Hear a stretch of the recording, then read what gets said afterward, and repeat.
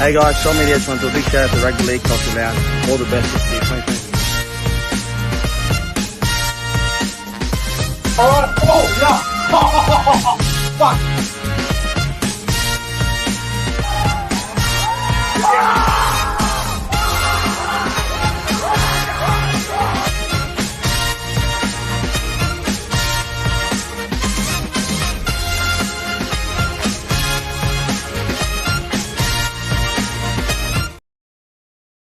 Ladies and gentlemen, welcome back to the YouTube channel. I am Nick from Australia. Welcome to the Sunday Football Review for Round 3 of the 2023 NRL season. We're here to review two games of football. The Bulldogs over the Tigers at Belmore, 26 points to 22. And the Raiders over the Sharks at Canberra, 24 points to 20. Hope you guys are all doing well on this Sunday night. March 19, 2023. It's currently 8:26 p.m. What a day. Both games decided by 4 points today. Bulldogs over the Tigers at Belmore, 26-22. Raiders getting the first win of the season over the Sharks, 24 points to 20. Before I get into the review of both games, I'm doing this review by myself tonight. Hello to the live chat. Hello, Jason Reader, William Pearson, Cody Games PlayStation. Rishi is here. Faraz in the chat.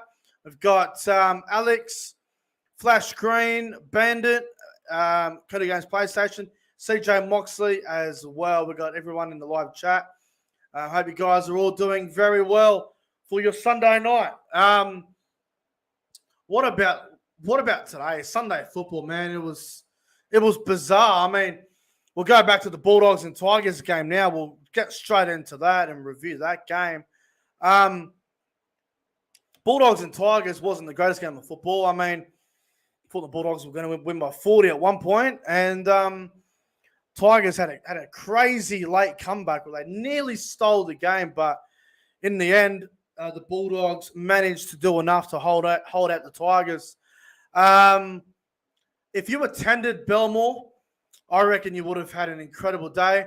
The ground was sold out. It was packed to a brim. The atmosphere at Belmore looked incredible.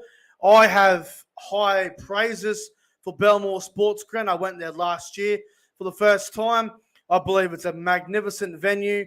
I know the Bulldogs have a deal with the NRL where they have all their home games at ANZ Stadium and they get paid more money for it, but bugger me, man.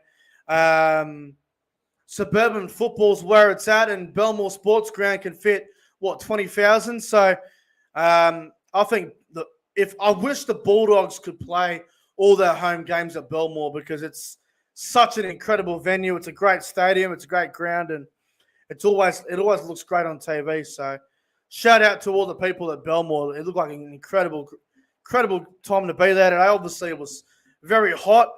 I believe it was about 35 degrees at Belmore. I think it was very similar at Canberra as well. So nice and hot. But we'll get into the game now. And look, the Bulldogs, they started the game off very well. Hayes Perrin with the first try of the game with a very nice offload there from Viliami Kikau. Bulldogs off to a great start there, up 6 points to 0. And then I think it was Adam Dewey. He threw an intercept.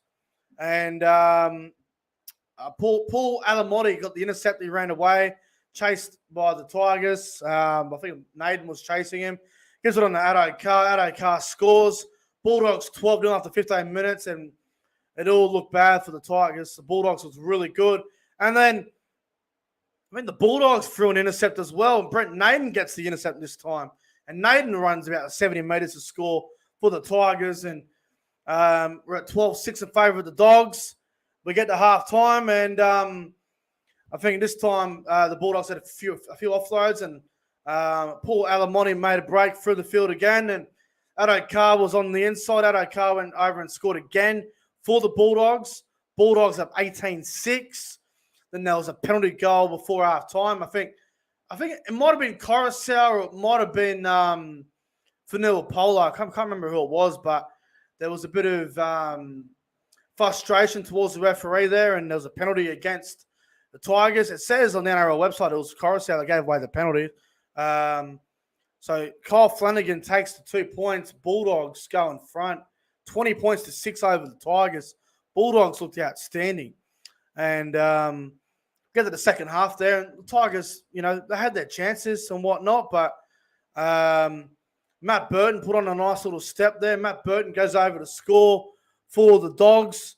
It was a great try. The Tigers' defense, again, it was just fatigue. And I guess they just didn't have any stamina. They were just buggered. And Matt Burton just put on his nice little step, went through the middle of the field, went through, scored under the post. Bulldogs lead 26-6. And funny enough, about 15 minutes to go, I got up, went to the bathroom, thought to myself, 26-6, I'm just gonna take my time here. And anyway, I get out of the bathroom, I head back in the lounge room. I check the score. It's fucking 26-20. It's 26-16. I'm going, what's going on here? 26-10, I think it was. Anyway, there's a try for the Tigers. Brendan Wakeham come off the bench. The Tigers made some changes here. They put Adam Dewey in the centers. They put Naden on the wing. They had Brendan Wakeham at halfback. Luke Brooks went to 5. They had all these changes, the Tigers. It was crazy. Made a heap of changes. Brendan Wakeham comes on the field, instantly changes the game. Wakeham makes a break through the middle of the field, finds Luke Brooks. Luke Brooks scores. Bulldogs lead 26-10. Still 12 to go, and you're thinking, it's not going to matter. It's still Dogs are home. And then next minute, about 2 minutes later, Brent Naden makes a line break. Tigers are on a roll here. On the inside, Fanua Polo, he ends up scoring. All of a sudden, it's 26 points to 16. There's still time. It's 26-16. There's time for the Tigers. There's still 10 minutes to go. And then the Tigers were away again. Luke Brooks makes a line break this time, and Charlie Staines on the wing, who was at fullback, he went onto the wing. Charlie Staines goes over and scores out wide, and you're thinking to yourself, what the hell's going on to the Bulldogs? The Bulldogs are falling off a cliff. And then Dewey converts, 26-22 Bulldogs. There's still 8 minutes to go. Everyone's shitting themselves. Tigers had a few chances. Weren't able to execute. I think Brent Naden did a stupid shoulder charge. And then a 6 again against John Bateman towards the end there, which I thought was a little bit harsh. Anyway, we get the full time, and the Bulldogs barely just survived the Tigers. The Bulldogs win the game, 26 points to 22. The Bulldogs' last 15 minutes just got to them. I think the heat, I guess it just destroyed them. It gave them all the fatigue, and they just ran out of gas. And the Bulldogs hold off the Tigers, 26 points to 22. I think the Bulldogs will be a little bit disappointed with that last 15 minutes, but they'll take the win. It's their first win at Belmore in quite some time. It's a shame that Josh Reynolds didn't play. Josh Reynolds was 18th man. Ockenmore didn't even get on the field as well. The Bulldogs only played 3 players off the bench today. But look, the Dogs, they did well to hold on. If that was the Bulldogs last year, they probably would have lost it at the end. But they have improved. They have come a long way. And the Bulldogs deserve a bit of praise. But their last 15 minutes was really, really poor. My man, the match from the Bulldogs-Tigers game, look, there were a lot of standout players today. I thought their entire backline they played really well. Burton was great. Max King was good. Marnie, Preston, all these sort of players. Corey Waddell, they all played well for the Dogs. But my man, the match, I'm going to give it to that young centre, Paul Alamonte. I thought Paul Alamonte was outstanding. So I'm going to give him the man of the match in the Bulldogs 26-22 win over the Tigers. And the last thing I'll say on this game, West Tigers, we talk about Luke Brooks being the problem. And don't get me wrong, Luke Brooks is a problem that the Tigers should have dealt with a couple of years ago. I should have got rid of him years ago. But today, I have to say Adam Doueihi was without a doubt the worst half on the field. Luke Brooks was 10 times better than Adam Doueihi. Adam Doueihi today was deplorable, diabolical. He was horrible. Adam Doueihi had probably one of the worst games that I think I've seen him play in a long time. So, next week I hope the Tigers go with Wakeham and Brooks and put Adam Doueihi in the centres or a fullback, or maybe put Adam Doueihi in New South Wales Cup for a week, because I thought Doueihi was absolutely terrible today. But what under the Bulldogs? They hold on 26-22 over the Tigers. Now, the final game of round 3, the Raiders and the Sharks. Excuse me. Jesus Christ. Fucking hell. One moment. Shit. Fucking hell. Lost my voice. Anyway, apologies about that. Fucking hell. Raiders 24, Sharks 20. This game was very, very, very good. Lots of, high completions. Lots of great defense. The Sharks, obviously no Nico Hines. They still played well. I think just when the game's on the line, they looked a little bit lost, especially at the end there. Braden Trindle putting a grubber kick in, like, what are you doing? That's not the right play. When you're down by 4 and you've got nothing else to do, you put up a bomb and you hope for the best. That's literally all you can do at that stage. I thought that was a really poor move from Trindle towards the end of the game. Just got to put it up and hope for the best. Look, I thought the Raiders did well to win the game. They'll take the win, and they'll move on to next week against Newcastle. Canberra's first win of the season. That's a win that Canberra needed, man. They needed to win that, and their winning streak against the Sharks continues. The Sharks have not beat the Raiders since 2018. The streak lives on. So we'll get into this game now. And the Sharks, the Sharks got off to a great start. They really did. Obviously, in the first couple minutes, Daniel Levi was injured. They are talking about a suspected broken jaw, which would be a massive blow for Canberra, because Daniel Levi, very good player for the Raiders. He went there at the start of the year, and would be a massive loss if he's got a broken jaw. That's a massive blow. But as for Cronulla, I started the game off really well. Ronaldo Mulitalo on that left edge found some space, got through the defense, found Will Kennedy back on the inside. Will Kennedy scored the first try of the game for the Sharks. Sharks 6-0. Great start there for the Raiders. And then the Raiders, they hit back there in the 15th minute, a try in the corner to Albert Hopewade. The pass from Jack White, and gee, I tell you, it was questionable. I thought it was a bit forward, to be honest with you. I thought the pass from White into Hopewade was maybe a tad forward, but they got away with it, the Raiders, and they'll take it. So anyway, we go to 6-6, and then the Raiders on the attack there, a couple set restarts and whatnot, and Corey Horsburgh crashes over for the Raiders. Raiders go to a 12-6 lead after half an hour, and then Sharks hit back. There was a nice ball over to there was a grubber. Sharks went out in the back. Moylan out to Kennedy.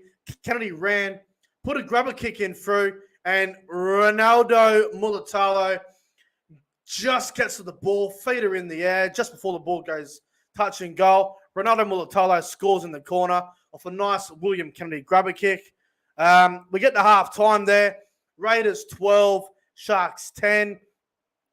thought it was a really good first half. It did seem a bit like a bit of a boring game, but that's because Canberra's style of football wasn't the most exciting tonight. But at this point, Canberra were just looking for a win. That's all they were looking for. They were looking for a win. Second half begins, and the Raiders went to that right-hand side there, and a beautiful ball to Matthew Tomoko. Put a nice fend there on Matt Moylan, and Talakai was unable to hold him up. Matthew Tomoko goes in and scores for the Green Machine. Canberra at that stage go to an 18-10 lead over Cronulla. Anyway, not long after that, there was a bit of an incident with Royce Hunt and Corey Horsburgh. In back play there, Royce Hunt actually threw a bit of a punch or a bit of a slap there on Corey Horsburgh. Anyway, I think 2 plays later, Corey Horsburgh again finds the try line. Horsburgh gets a double, which a front rower off the bench getting a double does not happen very often. Horsburgh gets a double, just gives it to Royce Hunt. Canberra go to 24-10 in front, and the referee called out Royce Hunt. Royce Hunt was sent to the sin bin for the punch or slap, whatever you want to call it. So Royce Hunt ends up in the sin bin. Sharks down to 12 men, but the Sharks seem to play better when they're down to 12 men. The Sharks on that right-hand side, a beautiful ball from Braden Trindle to Jesse Ramian. Ramian scores for the Sharks. 24 points to 14 at that point. Cronulla was still in the game. Anyway, Royce Hunt comes back on the field not long after that. Trindle kicks a 40-20. Cronulla was looking a bit lost in attack. Anyway, there was a beautiful short ball there to Britt Nakora in the 71st minute. Nakora scores next to the post. It's game on. Here come the Sharks. Trindle converts it. It's 24-20. Cronulla are coming. Now, I don't believe the Sharks were robbed, but let me just say this. When there was 2 minutes to go, there was a penalty against Talakai. The referee said knock on, and then the referee literally 5 to 7 seconds later changed his mind and blew a penalty to Canberra. Now, I don't know if the touch judge got involved, but my biggest problem is if a referee calls a knock on, that's it. You shouldn't be allowed to change your mind like that. If you call knock on and that's how you see it, you got to stick with that decision. You can't be saying that, oh no, it's change your mind. Oh no, it was interference in the ruck, blah blah blah. That is bullshit. That really is bullshit. I thought that was ridiculous.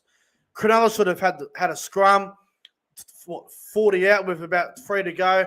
That was just rubbish from the referees. I don't like how they can change their mind like that. I thought that was garbage. Anyway, Canberra get through the set. Cronulla have to go about what? Have to go 80 metres with about a minute to go. They get all the way to the fucking halfway line, just over halfway. Last play, 10 seconds to go or something. There's a grubber kick there from Trindle for Nakora. Doesn't work out. Hudson Young ends up with the ball. Cameron milked the last 20 seconds of the clock or whatever it was. Get the full time. And the Raiders hold off the Sharks 24 points to 20. The Sharks will be filthy with the goal kicking too. Trindle was what? Talakai missed 1, Trindle missed 2. So they'll be quite filthy with the goal kicking, I reckon. The Raiders were 4 from 4 with the boot, which was good. 4 tries each. It's just the goal kicking from Cronulla let them down a little bit tonight. But overall, not a bad game of football. Man of the match for me is tough because the Sharks had a lot of good standouts. But look, I'm going to go off the bench. Man of the match, Corey Horsburgh. How often is it that you see a front rower come off the bench and score a double? I thought Corey Horsburgh was absolutely outstanding. Scored 2 tries, had a big game, had a great game of footy. I'm going to give my man of the match to Corey Horsburgh today. I thought he had a great game for the Raiders in their 24-20 win over the Cronulla Sutherland Sharks. But anyway, guys, that's going to wrap up the Sunday football review for round 3 of the 2023 NRL season. If you guys enjoyed the review, make sure you go ahead and like and subscribe to the channel. It would be greatly appreciated. Anyway, guys, thanks for watching the Sunday football review. I will see you guys tomorrow for another video. Until then, take care. Have a good night, everyone.